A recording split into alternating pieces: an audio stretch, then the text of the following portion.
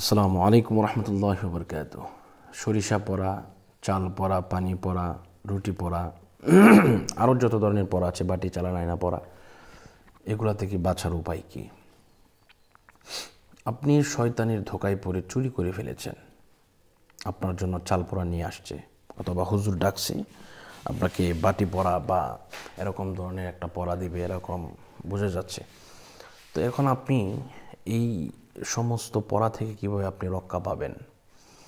আপনি চাচ্ছেন যে আমি যেগুলো করেছি শয়তানের ধোকায় পড়ে এটা ভুল করেছি, আমি এই সমস্ত কিছু আর করব না, আমি এটা থেকে আমি একটু বাঁচতে চাচ্ছি, এটা থেকে একটু রক্ষা পেতে চাচ্ছি সাময়িকভাবে। তো এই জন্য আপনি কী করবেন? আসলে মানুষ একটা ভুল করে, ভুল করার পরে সে বুঝতে পারে যে আমি এটা ভুল করেছি। তো আল্লাহ পাক বলেন, ইল্লা মান তাবা ওয়া আমানা ওয়া আমিলা আমালান সালিহা ফাউলাইকা ইউবাদদিলুল্লাহু সাইয়্যাতিহিম হাসানাত ওয়া কানাল্লাহু গফুরুর রহিমা। আপনি যে ভুল করেছেন, এই ভুলটা আপনি বুঝতে পেরেছেন, বুঝতে পারার পরে আপনি যদি তৌবা করেন, আল্লাহ পাক বলতেছেন ইল্লা মান তাবা, যদি কেউ তৌবা করে, ওয়া আমানা, এবং ঈমান আনে, ওয়া আমিলা আমালান সালিহা, এবং নেক কাজ করা শুরু করে দেয়, ফাউলাইকা ইউবাদদিলুল্লাহু সাইয়্যাতিহিম হাসানাত, আল্লাহ পাক রব্বুল আলামিন আপনার গুনাহটাকে নেক দ্বারা পরিবর্তন করে দেবেন, নেক দ্বারা পাল্টায় দেবেন। সুবহানাল্লাহ।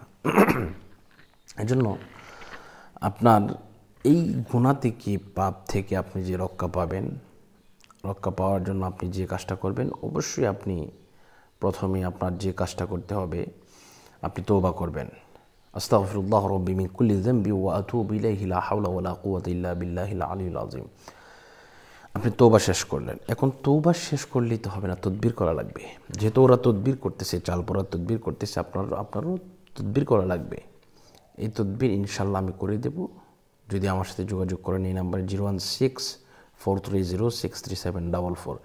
এই নাম্বারে যদি যোগাযোগ করেন, আপনার যত ধরনের সমস্যা আছে, আয়না পড়া, বাটি পড়া, চাল পড়া, পানি পড়া, বাটি চালান, নাম দেখা, এই সমস্ত কিছু থেকে আপনি হেফাজতে থাকবেন, পুরোপুরি হেফাজতে থাকবেন। আপনার নাম উঠবে না, আপনার চেহারা ভাসবে না, এবং চাল পোড়া খাওয়ালে আপনার কোনো কিছু হবে না ইনশাআল্লাহ। তো আপনারা এই কাজটি যদি তদবির করেন, ইনশাআল্লাহ আপনারা সম্পূর্ণরূপে হেফাজতে থাকবেন, আপনার কোনো সমস্যা হবে না। তো অনেকেই আছেন যে একটা ভুল কাজ করে গেলে এটা পরে বুঝতে পারে। তো আপনারা এই সমস্ত কাজ আর করবেন না, আর সকলেই আল্লাহকে ভয় করবেন।